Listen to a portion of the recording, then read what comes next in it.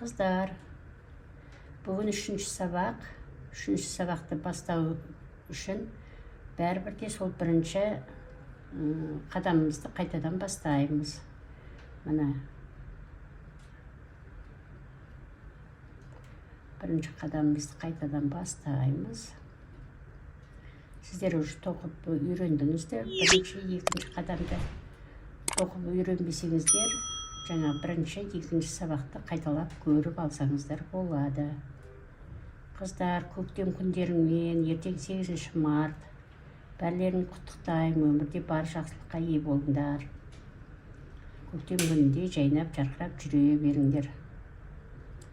Мінекей ең бірінші бастағандай бірінші қадамымызды тоқып алдық біраз.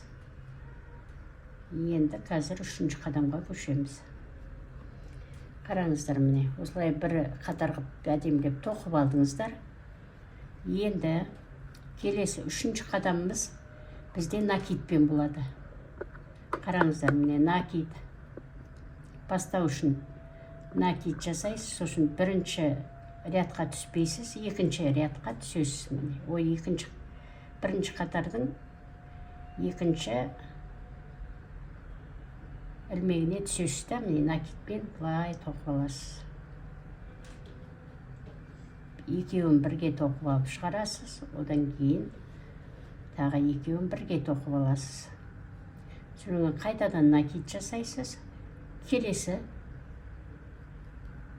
ілмекке түсесіз. Міне, бұны да бір рет іліп аласыз екеуін, одан кейін екеуін тағы бір рет іліп аласыз. Бұл да басында қиындау көрінгенмен өте оңай. Міне, қараңыз.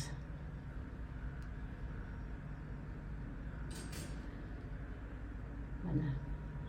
Бұл да узор сияқты болып келеді. Ол сізге кейін барлық тоқымада кездеседі, және осы бір-ақ ряд тоқисыз. Міне. Келесі уже осылай, дәл осылай қайталана береді.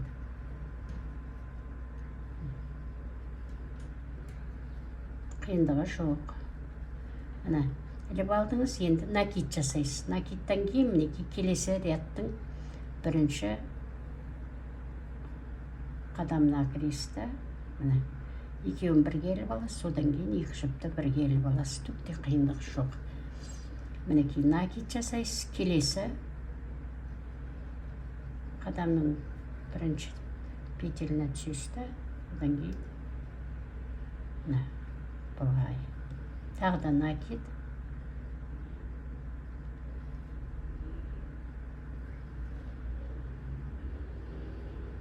Екеуін бірге тоқып аласыз да, біреу шығарасыз. Көрдіңіз бе? Накид.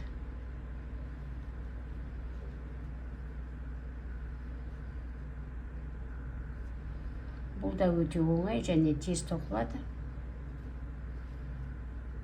Бірінші, қыздар, қалыңдау жіп алып тоқысаңыздар, сол үйренуге өте тез болады.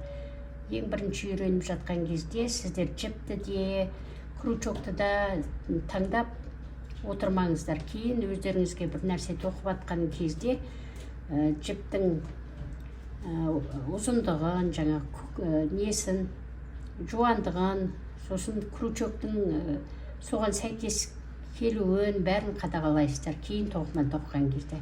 Үйрену кезінде кішкене потолще жіп алсаңыздар, мынандай кішкене қалыңдау жіп алсаңыздар, өздеріңізге тоқуға ыңғайлы болады да. Крючокты да өте ыңғайлы қылып алыңыз.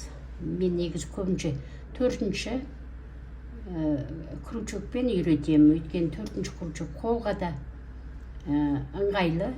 Крючогымыз ілмек қой, қолға да ыңғайлы ұстауға, және үйренуге өте ыңғайлы. Жіпті де тез іліп алады. Мінекей.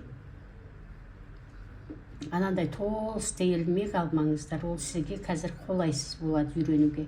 Және өте жіңішке ілмектің қажеті жоқ, ол да ілуге өте қиын, және үйренуге де өте қолайсыз болады. Ең бірінші, ештеңе қиындатпай, жуандау жіппенен осындай крючокпен үйреніңіздер. Үйреніп алғаннан кейін қол әрбір крючокты ұстауға, ілмекті ұстауға икемді болады.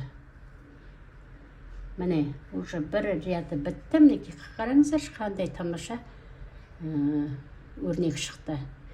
Бұнда біткен кезде міндетті түрде бір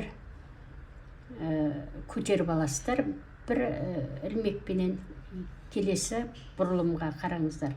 Тағы да накид аласыздар, мінекей өзі белгілі болып тұрады. Келесі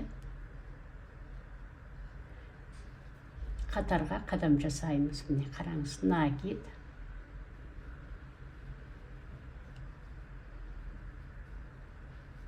Ешқандай мынандай арасына жол тастамайсыздар. Жол тастамай, міне қатар-қатар тоқсаңыз, міне осындай, бірақ накидті ұмытып кетпеңіздер.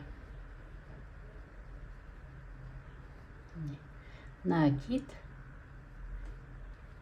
Міне, бұлай шығарып аласыздар.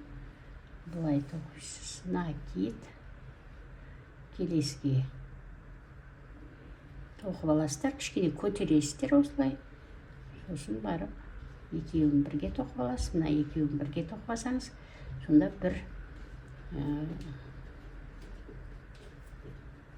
столбик шығады. Қараңыз, міне, өте ыңғайлы. Қазір осы қатарды аяғына дейін тоқиық. Сосын узорды көрсетемін. Накидті ешқашан ұмытпаңыз. Накидсіз ол мына узор шықпай қалады. Сондықтан мұқият болыңыздар үйренген нәрселеріңізге. Әрбір қадамды дұрыс және мұқият қадағалап тоқсаңыздар, ешқандай қиындығы жоқ. Міне, ілмекті өзіңізге қаратып ұстаңыз. Сонда ыңғайлы болады. Бір жіппен де үйреніп тоқи беріңіз. Түрлі-түрлі жіп алудың қажеті жоқ. Үйрену үшін ештеңе қиындатпаңыз. Үй жағдайында қол жетімді не бар сонымен үйренесіз. Бірақ крючогыңыз міндетті түрде 4-ші номерлі болса өте жақсы қолыңызға ұстауға. Соны кішкене жаңа айтып өттім ғой, жуандау жіп. Ол сіздің үйренуіңізге өте жақсы қадамдар жасауға, нақты, нығыз қадамдар жасауға көмектеседі.